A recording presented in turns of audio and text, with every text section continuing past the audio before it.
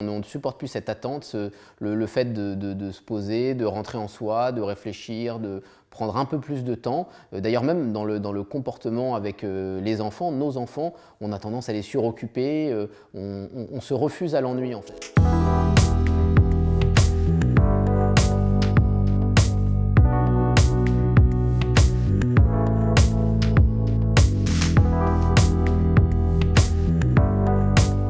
Des exemples de ce qui va trop vite, il y en a un peu partout. Si vous voulez, dans le monde politique, on est tout le temps régi par la communication, par ce qu'on va penser. On a beaucoup de mal à construire sur le long terme, faire par exemple des réformes qui seraient applicables, ou dont on verrait les effets dans 5 à 10 ans. En économie, c'est pareil, on est toujours soumis aux cours de bourse, à l'immédiateté de l'économie. 100% des sociétés aujourd'hui qui ont le vent en poupe ou qui triomphent sont des entreprises qui placent la vitesse au cœur de leur modèle de développement. Je vous donne des exemples concrets. On a Deliveroo, il faut qu'on se fasse livrer le plus vite possible. Uber, il faut qu'il nous ramène chez nous le plus vite possible. On veut se faire livrer par Amazon le plus vite possible.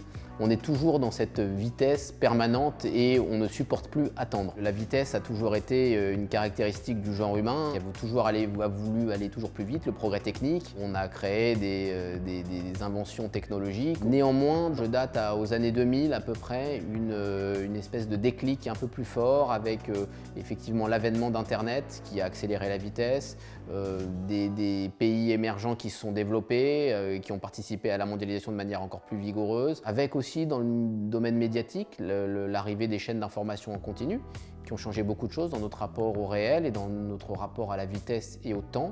Les conséquences, elles peuvent être positives parce qu'il y a des fois où la vitesse, elle peut avoir son intérêt.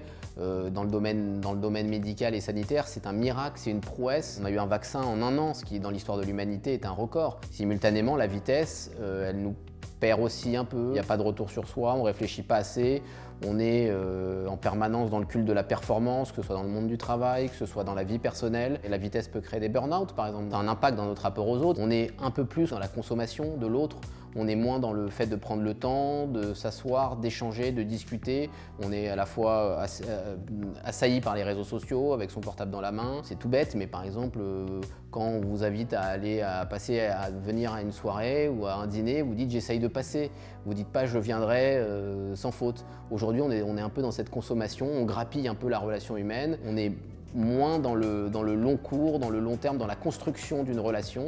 Alors que je pense que c'était le cas il y a 50 ans. Ce qui est très paradoxal avec les nouvelles générations, c'est que effectivement, on est dans une consommation de petites vidéos courtes, on va beaucoup plus vite, on est dans le zapping.